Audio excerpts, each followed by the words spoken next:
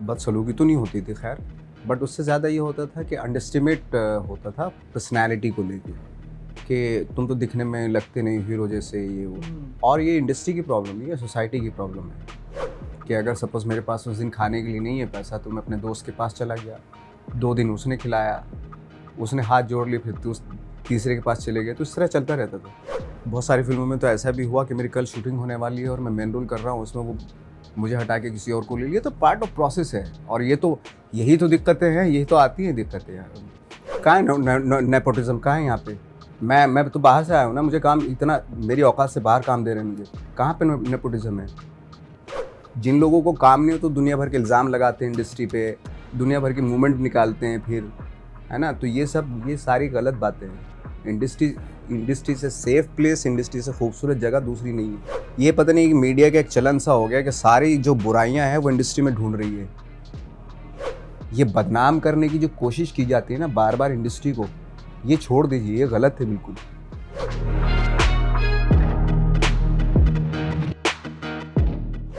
Nawazuddin Siddiqui is one man who has struggled and braved through all of that struggle. We will talk to him about the struggles that he have had all these years before making a mark in the industry and even after that. Welcome to Pink Villa, sir. Sir, आपको आज के ज़माने में सबसे उम्दा एक कलाकार के हिसाब से माना जाता है, बट आपने जब स्टार्टिंग की थी तो आपको छोटे छोटे रोल्स में देखा जाता था। जैसे रेमो डिसूजा को बहुत सारे लोगों को शायद पता नहीं है कि रेमो डिसूजा ने भी रंगीला फिल्म में एक बहुत छोटा सा रोल किया था। तो वैसे रोल्स में आप थे पहले, जब आप तब की बात है जब and 90s early 2000 when you were struggling, what were the did you go for auditions? कैसे आपको ट्रीट किया जाता था? आपको कभी किसी ने बदसलूकी की है? बहुत सारे लोग बोलते हैं कि बहुत बदसलूकी होती है towards actors. Have you ever been treated badly?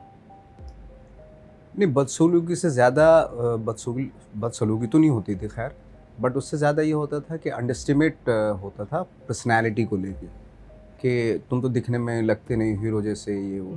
और ये इंडस्ट्री की प्रॉब्लम नहीं है, सोसाइटी की प्रॉब्लम है। क्योंकि जहाँ सोसाइटी ने एक्सेप्ट कर रखा है कि जो हमारा हीरो है वो गोरा चिट्टा और लंबा चौड़ा और बल्ले शल्ले होने चाहिए, ये ऑडियंस की प्रॉब्लम है। तो वो उनको दिमाग में रखती है, तो वैसे ही वो उन्हीं लोगों में से ये आते हैं, कास्टिंग डायरेक्टर्स आते थे या इंडस्ट्री में जो आते थे वही लोग सेलेक्ट करते हैं। तो वो उनको बिलीव ही नहीं होता था कि भाई हम जैसे लोग भी काम कर सकते हैं फिल्मों में। नहीं तो वो चूँकि सोसाइटी की प्रॉब्लम है, क्योंकि सोसाइटी में लोग देख के आते हैं हीरो तो ऐसा होता है, या फिल्मों में जो काम करते हैं वो उस तरह के एलियन लोग होते हैं, अलग तरह के लोग होते हैं। हम जैसे लोगों को एक्सेप्ट करना थोड़ा सा मुश्किल हो गया था। दिक्कतें फाइनेंशियली कितनी थी? मतलब how difficult was it to struggle in Bombay which is a very expensive city financially in the first few years? जैसे सबके साथ होता है वैसे मेरे साथ भी वो दिक्कतें फाइनेंशियली काफ़ी आई, बट हम लोग काफ़ी दोस्त थे एक्टर्स कि अगर सपोज़ मेरे पास उस दिन खाने के लिए नहीं है पैसा तो मैं अपने दोस्त के पास चला गया, 2 दिन उसने खिलाया, उसने हाथ जोड़ लिए, फिर तीसरे के पास चले गए, तो इस तरह चलता रहता था। बट कैसे, मतलब तभी के तभी ऐसा कभी हुआ जब आपको लगा कि मतलब हौसला टूटा या कुछ ऐसा कुछ हुआ था? बिकॉज एक टाइम के बाद struggle, when you struggle for so long beyond a point your body gives up, like, and your mind also gives up. हाँ, वो हुआ था मेरे साथ। फिर मैंने सोचा कि चला जाता हूँ वापस। फिर मैंने सोचा कि जाके भी वापस क्या करूँगा, है ना? जिन लोगों को मैं बोल के आया था मैं मुंबई जा रहा हूँ, वो लोग फिर मेरी मजाक उड़ाते, तो इस डर से नहीं जाता था वापस। राजकुमार राव ने अभी एक इंटरव्यू दिया मुझे ऐसा है, और उसने बोला था कि there was a time when he didn't have money to buy t-shirts, he didn't have money to buy good clothes, he didn't know about makeup and he had to go for auditions. तो बहुत मजाक उड़ाया जाता था। ऐसा कभी आपके साथ भी आपने कभी फेस? यार सबके साथ होता, कोई स्पेशली हम लोगों के साथ नहीं होता, वो सबके साथ होता। और वो इसलिए होता है क्योंकि आपकी खुजली है, आप ऐसा बनना चाह रहे हो, तो दिक्कत तो आएगी नहीं। जैसे आप चाह रहे हो वैसा आपको मिल जाए, ये तो किसी भी फील्ड में नहीं होता। आपकी खुजली है कि आपको हीरो बनना है, स्टार बनना है, एक्टर बनना है, तो दिक्कतें तो आएंगी ना। तो कितना टाइम लगा आपको to get that thing rolling, like to get? मुझे 12-14 साल लग गए थे। तो 12-14 साल के बाद जब आपको फर्स्ट ब्रेक मिला तो फर्स्ट रिएक्शन क्या था और कैसे मिला वो फिल्म वगैरह? बड़ा ब्रेक जो मिला मुझे वो मिस लवली से मिला और गैंग्स ऑफ वासेपुर से मिला। बट मिलना शुरू हो गया था, मतलब मुझे मेन रोल जो मिला था वो मुझे पहले मिस लवली में मिला था, लेकिन वो रिलीज़ बाद भी हुई। और उससे पहले गैंग्स ऑफ वासेपुर मिल गई, वो रिलीज़ भी पहले हुई, तो अपना गाड़ी जो है ट्रैक पे आ गई थी तब। तो कैसे मिला वो फिल्म? Do you remember?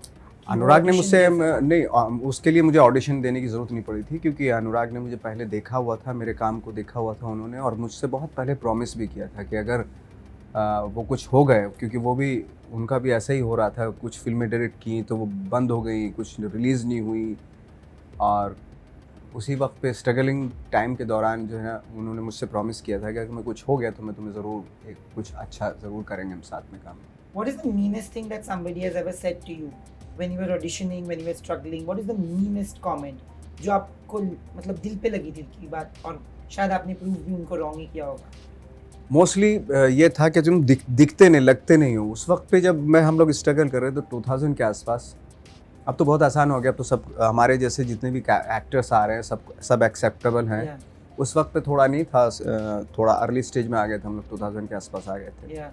उस वक्त पे हमारी जैसे पर्सनैलिटी को जो अंडरस्टिमेट किया जाता था वो ज़्यादा हर्ट करता था, you know. But I want to know that has there ever been a film जो आपको प्रॉमिस की गई थी, फिर आपको बिना बोले ही रिप्लेस कर दिया, या फिर ऐसा कुछ? पार्ट ऑफ प्रोसेस होता है वो होता है, बहुत सारी फिल्मों में होता है। बहुत सारी फिल्मों में तो ऐसा भी हुआ कि मेरी कल शूटिंग होने वाली है और मैं मेन रोल कर रहा हूँ, उसमें वो मुझे हटा के किसी और को ले लिया, तो पार्ट ऑफ प्रोसेस है। और यही तो दिक्कतें हैं, यही तो आती हैं दिक्कतें यार।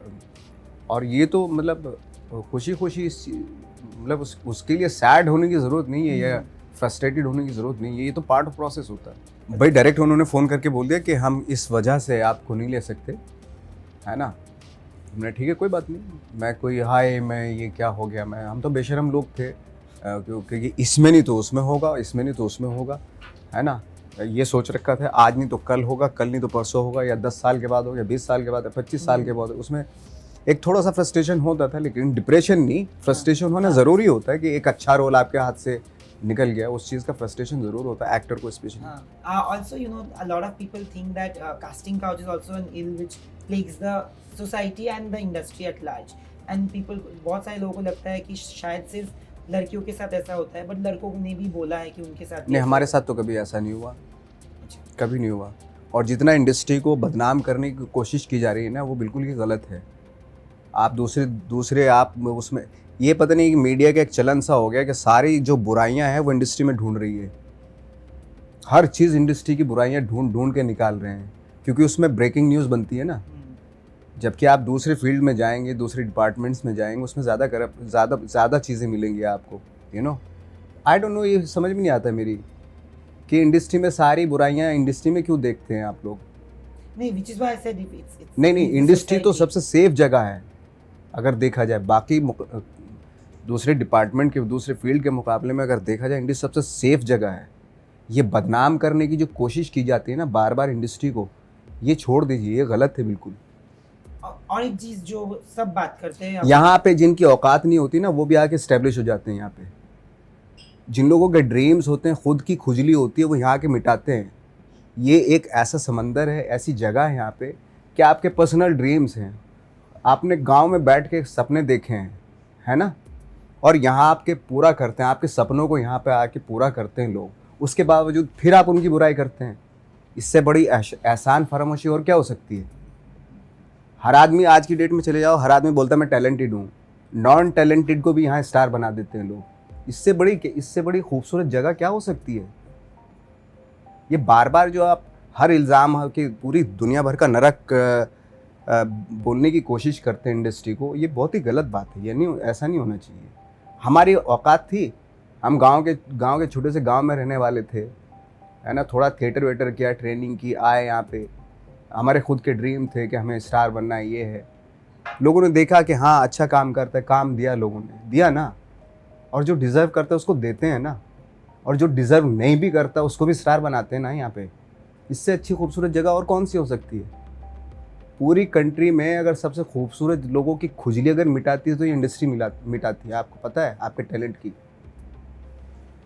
एक और चीज़ जो होती है कि कभी कभी होता है कि बहुत सारे एक्टर्स को, जैसे जो आउटसाइड से आते हैं, जिनके पास कोई गॉडफादर नहीं होता, उनको अपने सरनेम की वजह से भी बहुत सारी बार मूवीज़ नहीं मिलता। और आज ये बात भी एक उठी है कि nepotism has become the biggest talk of town. ऐसा कभी आपने भी फेस किया? कहाँ है नेपोटिज्म, कहाँ है यहाँ पे। मैं तो बाहर से आया हूँ ना, मुझे काम इतना, मेरी औकात से बाहर काम दे रहे हैं मुझे। कहाँ पे नेपोटिज्म है। और जो डिजर्व करता है उसको आज नहीं तो कल काम मिलता है। सब्र रखो, आपके अंदर टैलेंट है ना, तो आज नहीं तो कल मिलेगा आपको, और वो पूरी रिस्पेक्ट मिलती है आपको उस चीज़ की, आपके टैलेंट की।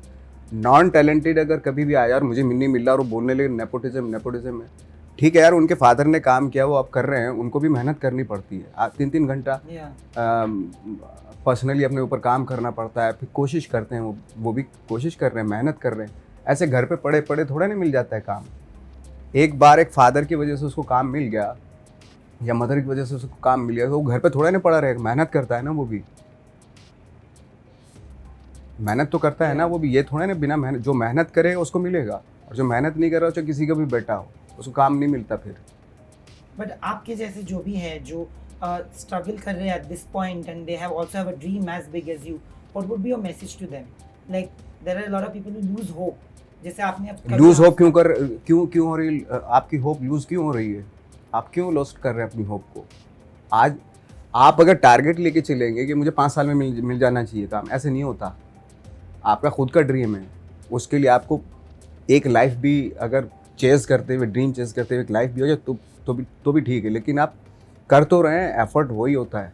मैं ये सोच के नहीं आया था कि मुझे 5 साल में, 10 साल में, मेरे 25 साल में भी मिलेगा मुझे काम, तो भी मैं पीछे नहीं हटूँगा। और लोगों को चाहिए जो बाहर से आते हैं, वो एक तो वो ट्रेंड होके आए, है ना। हर आदमी बोलता है मैं टैलेंटेड हूँ। बहुत सारे लोग तो बाहर से भी जो आते हैं, नेपोटिज्म की बात छोड़, जो बाहर से आदमी, हर आदमी बोलता है मैं टैलेंटेड हूँ। जब खड़ा करो कैमरे के सामने, उधर दादा पापा हो जाता है उसका, है ना। मेहनत, आप ट्रेनिंग लेके आओ, आप सीख के आओ, आपके अंदर कुछ एक्स्ट्रा ऑर्डिनरी होना बहुत ज़रूरी होता है। नहीं तो आप फिर काम नहीं मिलेगा ना, तो आप फिर गालियाँ देंगे दूसरे लोगों को। जिन लोगों को काम नहीं हो तो दुनिया भर के इल्ज़ाम लगाते हैं इंडस्ट्री पे, दुनिया भर की मूवमेंट निकालते हैं फिर, है ना। तो ये सारी गलत बातें हैं। इंडस्ट्री से सेफ प्लेस, इंडस्ट्री से खूबसूरत जगह दूसरी नहीं है। Thank you for sharing your story. Thank you very much. I hope that this inspires a lot of people because your take on the whole thing is very different from other people's take, and I hope that everybody has their own struggle. And sir, अगर आपके पास talent है, दुनिया की कोई ताकत आपको नहीं रोक सकती। बस ये है। thank you so much. Thank you.